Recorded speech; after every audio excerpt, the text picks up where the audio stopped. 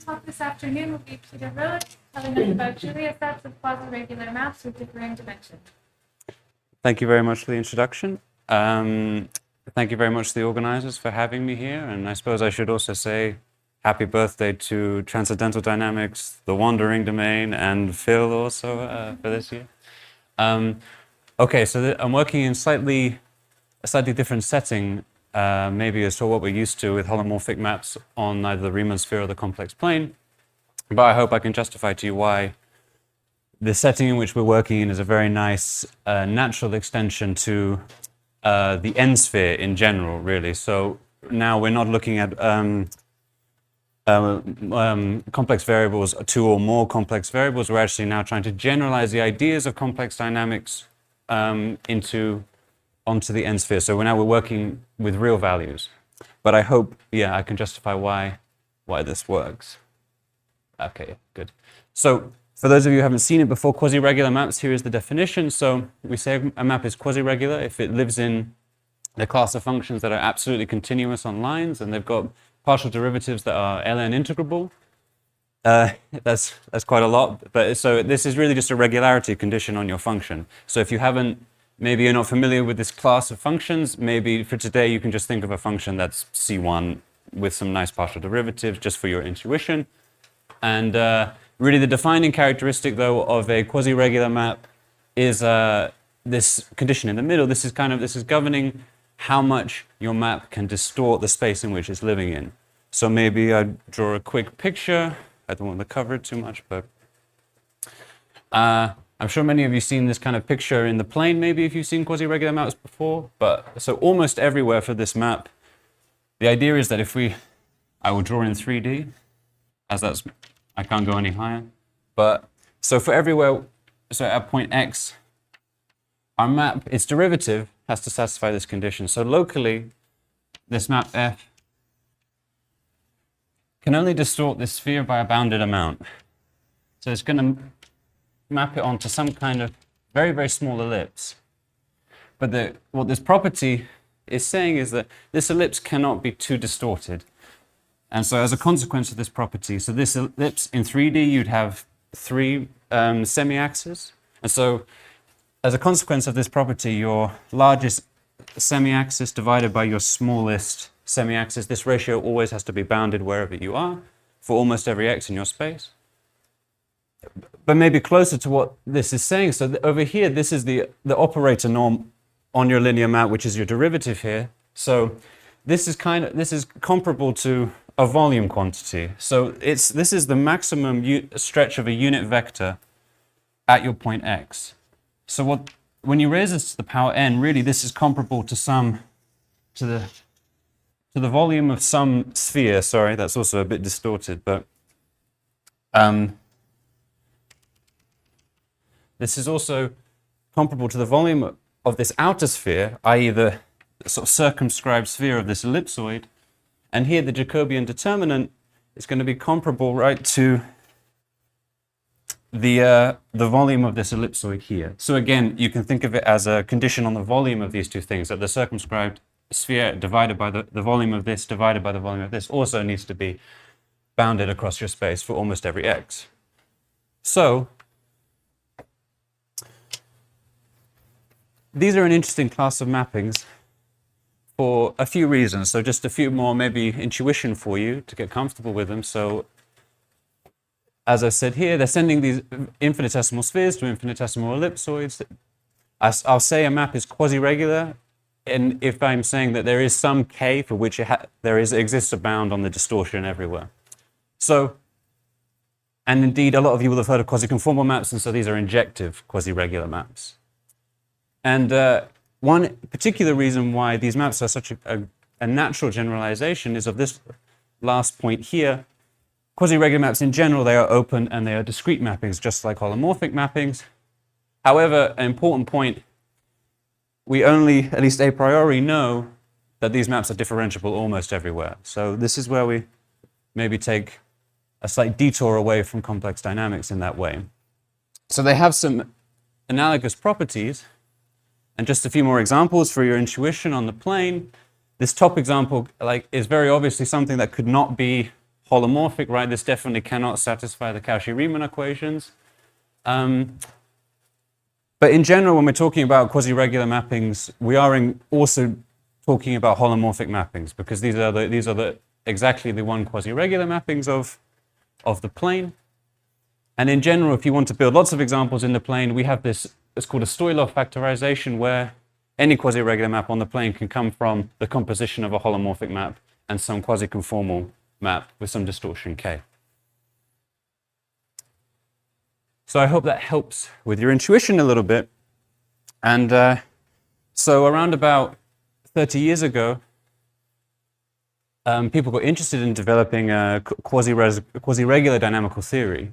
And in particular, one of the reasons why they focused on this class of maps, which is a subclass of the quasi-regular maps, is because in general, when you iterate a quasi-regular map, this distortion of your mapping K can get arbitrarily large. And this can cause problems when you're trying to build a dynamical theory.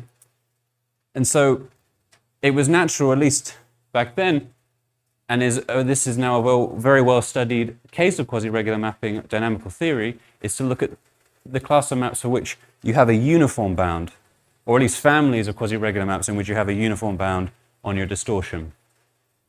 So this is not just saying that your distortion is bounded on one map, all of your iterates now have some bound on the amount they can distort the space in which you're living in.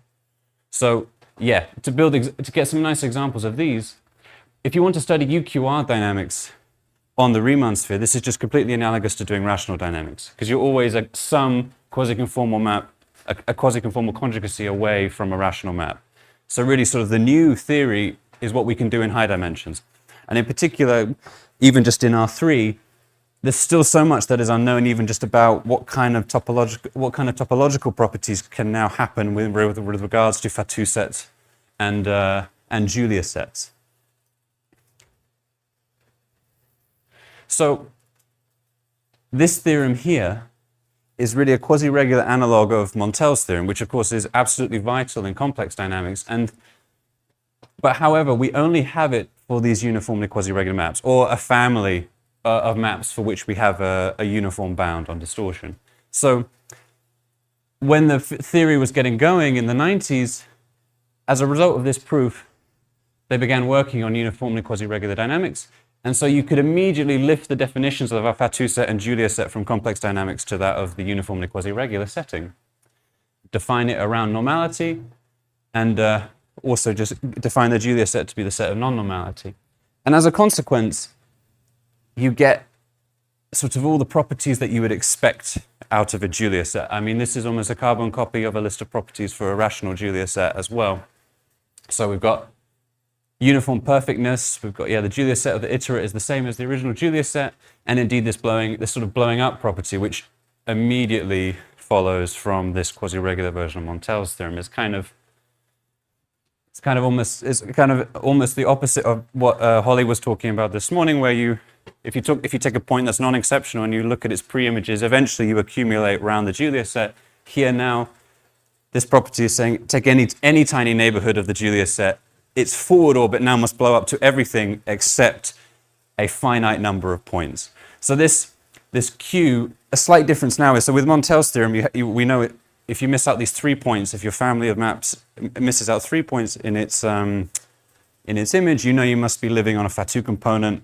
However, now we have this valued Q, which is dependent on this uniform bound and the n of the space that you're living in. But it's still an incredibly powerful tool and allows us to start studying Julia sets in this way. So we've kind of built the foundations of a dynamical theory on uniformly quasi-regular maps. So we can start asking questions that one would of rational dynamics. And one in particular thing that sort of inspired my supervisor and I a little bit was it was a question that Chris Bishop actually mentioned in his talk at the Open University about 2 years ago now.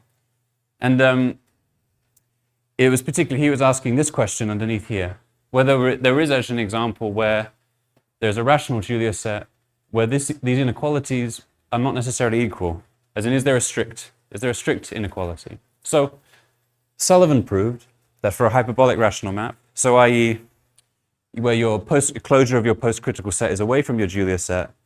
For these maps, your Julia set is somehow regular enough that it forces Hausdorff dimension, packing dimension, and box dimension to be equal. If you haven't heard of packing dimension, do not worry. For today, you can think of it being as the same as upper box dimension, because most of the sets we'll be looking at, those two will be the same. In general, the Hausdorff dimension is always smaller than your packing dimension, or less than or equal to your packing dimension and your box dimension. So Hausdorff dimension is kind of a finer measure of the thickness of your fractal, or whatever you're interested in. So, yeah, should I stop here? Has anybody got any questions so far I've gone through? Amazing. Okay.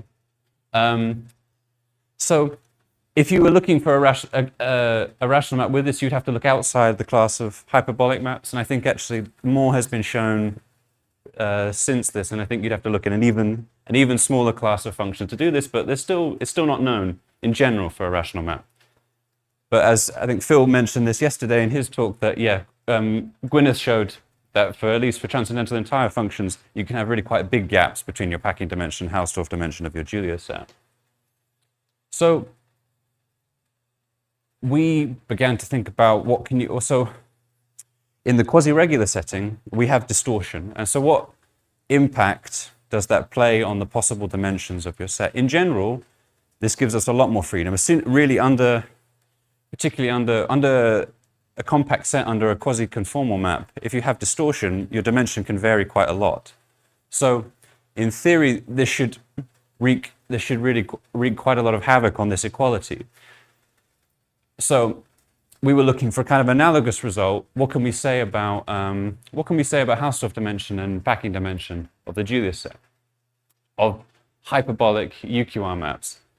And I hope they're defined completely analogously as rational maps. However, because we don't have critical points, but we do have at least points where your map is never locally a homeomorphism. So we call this is the branch set of our map F. And then we take the post-branch set and we close it, and we're looking at these maps where this set is away from our Julia set. Okay, so this is what we've been working on. We've managed to sort of come to maybe a natural close for now. We managed to get this result. So what this result is saying is that if you give me any h and you give me any values and a value p, these are your candidates. This is your candidate for your Hausdorff dimension, and p is your candidate for your packing dimension. Give me any two of those combinations, I can then cook up a hyperbolic uniformly quasi-regular map. It's going to be a totally disconnected Julia set, and the degree of the map will be 2. But I can realize the Hausdorff dimension is h, and I can realize the packing dimension of this Julia set to be p. So you can get any combination now. So I'm saying hyperbolic rational maps, all of these must be equal. As soon as you allow any distortion, we can get everything. And this is, in some sense, this is best possible, at least for totally disconnected Julia sets. Because for a hyperbolic uniformly quasi-regular map, if you're at least a priori requiring is totally disconnected, then the Hausdorff dimension of this Julia set has to be greater than 0, and indeed the packing dimension has to be less than n, and therefore also the Hausdorff dimension of it must also be less than n. So we've kind of got, for totally disconnected Julia sets, we have kind of all possible possibilities. Any questions about the result before I at least, yeah? Say again, sorry? Your h and p are greater than 2.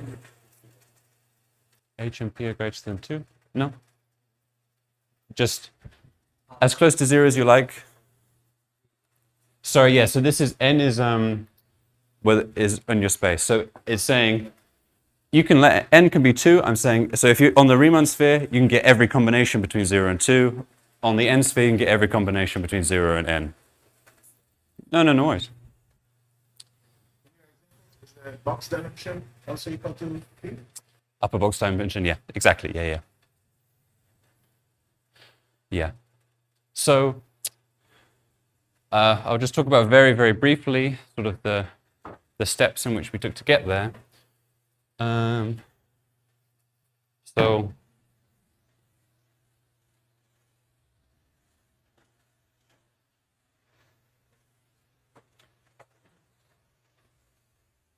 Okay. So first step is we have this very nice result which helps us out, and it sort of changes the approach to this problem. So for any n greater than or equal to 2, this is a result of Ivaniak and Martin, there is hyperbolic UQR map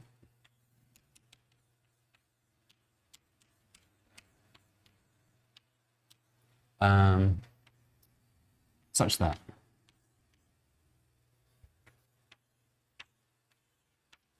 Julia set of this map is the standard middle third Cantor set, and this we're living in the real line and we're thinking of it as living in our space. Okay, so the idea is that this Cantor set is where we want to map everything to. The first step in the proof is design the right Cantor set. So when I say Cantor set, I just mean something that's homeomorphic to the middle third Cantor set. And in particular, in this case, we really need it to be ambiently homeomorphic. So there must be it must be homeomorphism of the whole space that takes it to the set. So design some Cantor set X that is nice in some sense, that maybe I'll say a bit more about, but it's nice in some sense and realizes these values. So in the Hausdorff dimension of X is equal to H, and our packing dimension is equal to P. Sorry, I think I'm slanting a bit there. This is our first step. So how do we do it? Well, with these things, a kind of nice way to do it is build some Cantor set which interleaves two different contraction ratios in its construction. And if you interleave the contraction ratios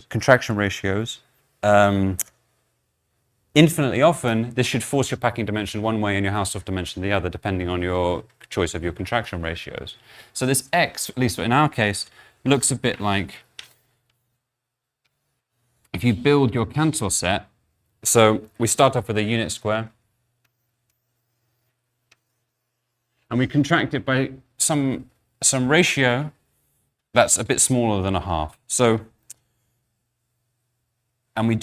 we have 4 similarities that takes this unit square onto here, onto here, onto here, onto here. Then on the next level, we're interested in making these much, much smaller.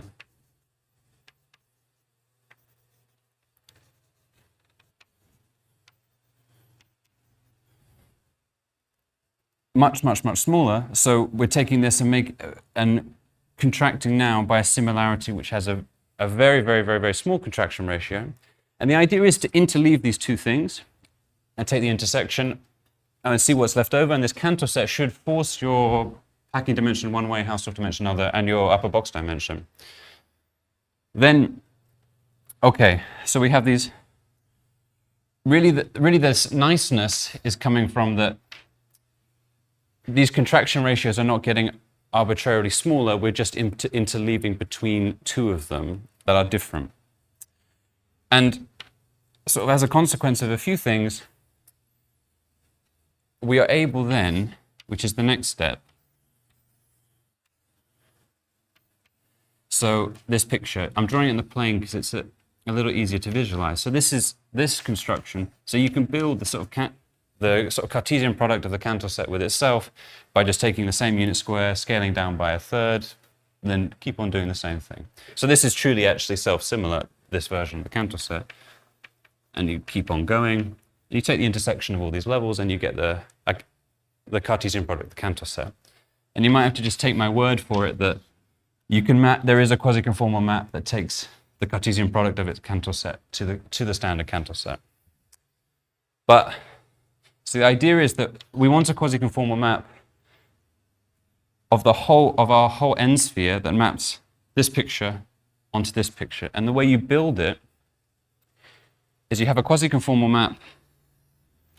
Don't have an awful lot of time, but you have a quasi-conformal map which, if you ignore the small squares on the second level, but you want to preserve these squares here. So I want a quasi-conformal map that takes this square exactly onto this one, this onto this, and each one onto its corresponding square. I mean, and literally, you define the map exactly as the inverse of the similarity, and then just compose it with a contraction over here. You do that for all of these, and there exists a quasi-regular map. I'm not sure I have time to justify it, but there is a quasi-regular map which does this behavior, but indeed also maps these boundary regions, this green space maybe, into here too.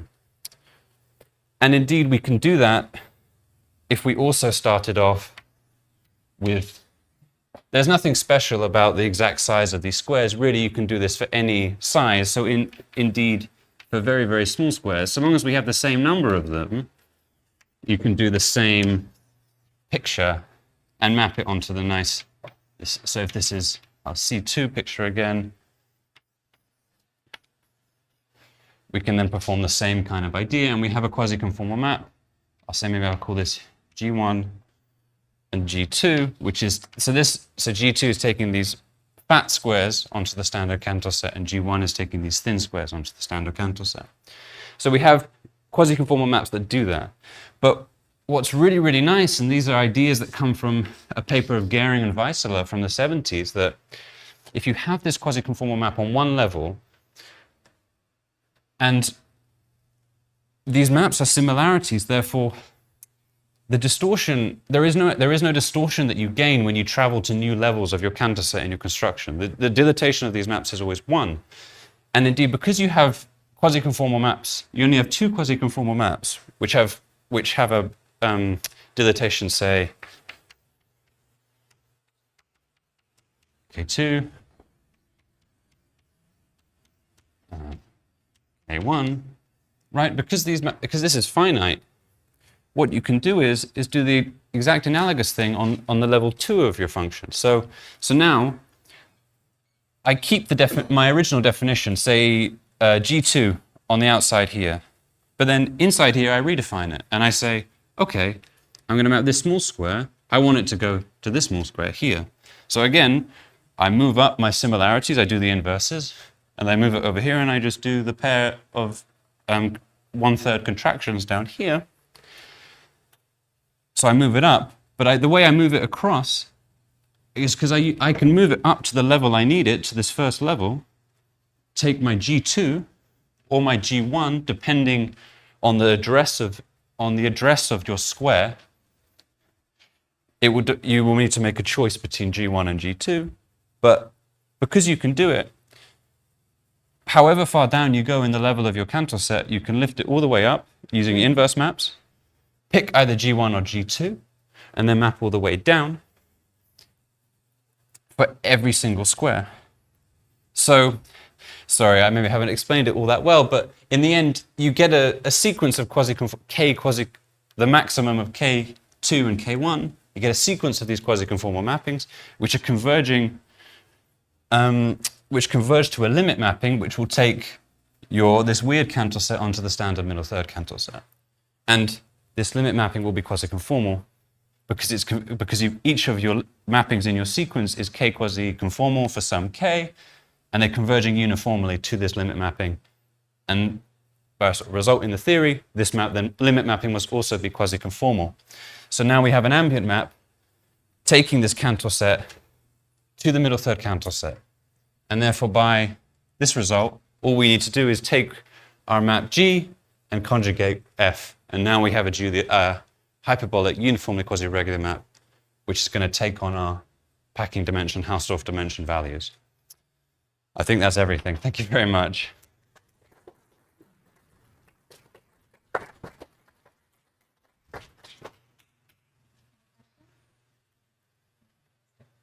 Thanks. Just trying to understand uniform quasi-regularity. Is this something that is stable under perturbation, whatever that might mean in the quasi-regular setting? I'm not sure, but I'm not quite sure, like, population. my instinctively I would probably say no, but because this is quite a strong assumption. But instinctively I would say no. But I don't know. Maybe I don't know. Maybe perhaps Julia may know a little bit more about this, but I'm not sure. Yeah, but no. Yeah, so I'm not entirely sure. But it's a good question. Yeah. Other questions? All right, let's thank you again.